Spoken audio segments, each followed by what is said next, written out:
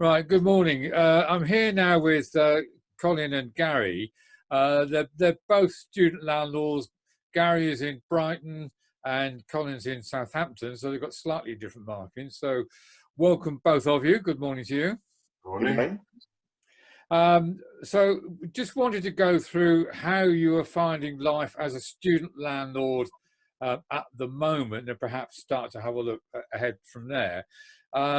So Colin, how are you finding life as a student landlord in Southampton at the moment? Are you getting people staying, or people going? Are people paying, or what's happening? Well, it's obviously a very difficult situation at the moment with this COVID crisis that we're in the middle of. I mean, you have to feel a lot of sympathy for students in their situation at the moment. Mm-hmm. You know, the sort of 2 or 3 years that you have at university, very precious years, and this has really been completely disrupted in the last few months for the student community. In our student houses, I would say probably around about 50 or 60% of students have stayed in residence. The remainder have gone back to live with parents. Obviously, a lot of people can't go back to live with parents for various reasons, or just choose not to, and so they've stayed in the houses. The university courses are continuing online, so sometimes it's helpful for people who live with course mates to stay in the house and have that sort of knowledge base within the house as well. So from a rent collection point of view, generally students haven't been too badly impacted compared to the wider community. The student finance is still being paid, the loan system is still being paid, and for students who had part-time jobs which ran alongside their studies, they will have been entitled to the furloughing arrangements that other workers have been entitled to as well. So there hasn't been a lot of reduction in income for a student, so they have been able to continue paying the rent generally. There are some people who've fallen through the gaps, as we know, people who for some reason weren't entitled or weren't taking student financing, and perhaps were in jobs that were so casual that they got no furloughing payments at all. And we've tried to be as helpful and as reasonable as possible to people like that, as sympathetic to their situation. We've tried to adjust the payment schedule is the main thing, so pay a smaller amount currently in the middle of the crisis and then catch it up a bit later when things change. So that's our that's been our strategy so far. Okay, lovely, thank you very much. And Gary, how are you finding it in Brighton? Generally, most of my houses are full. Quite a lot of the students went home, and then I got emails or texts to say, actually, I'll come back to live in the house, because perhaps living in the house, the rental house, rather than being locked down with mum and dad for 3 months, is maybe preferable, which is quite ironic.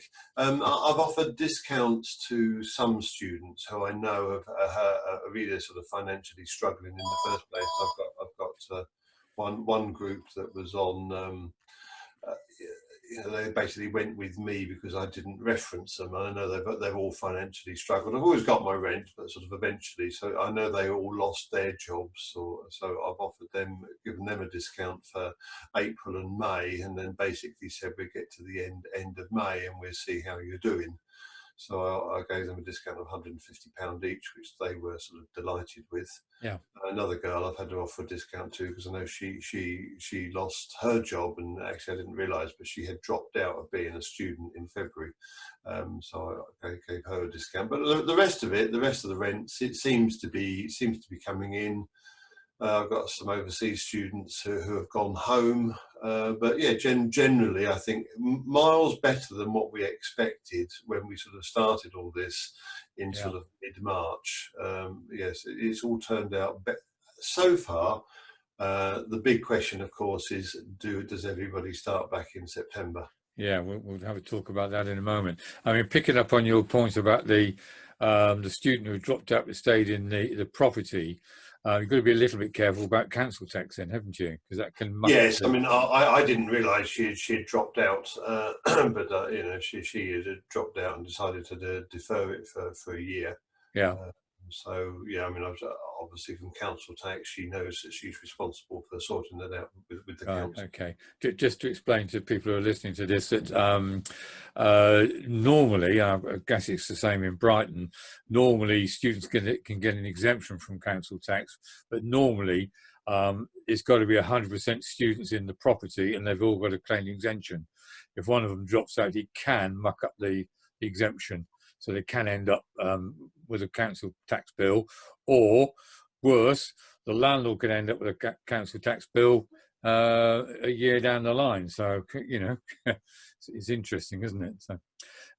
So, Colin, you've got some non-student lets. How are you finding life student lets compared to non-student lets? Well, it's the people that we've got. I haven't only got a few non-students in my properties, and again, they benefited from the government's furlough scheme. So, you know, really, there hasn't been a problem for collecting rent from them. The furlough scheme only covers 80% of people's wages that they were getting. But having said that, because you know, my tenants are sort of younger people who would have been going out quite a lot anyway, and are now sort of based at home, there have been savings on that side. So again, they're fine. They seem to be okay, and they're still, you know, very pleased to have the maintenance service and be looked after in the houses as well. So generally, I think it's gone okay, and I would echo what Gary said, that it's been a lot better than we could have feared at the start of all this. Yeah.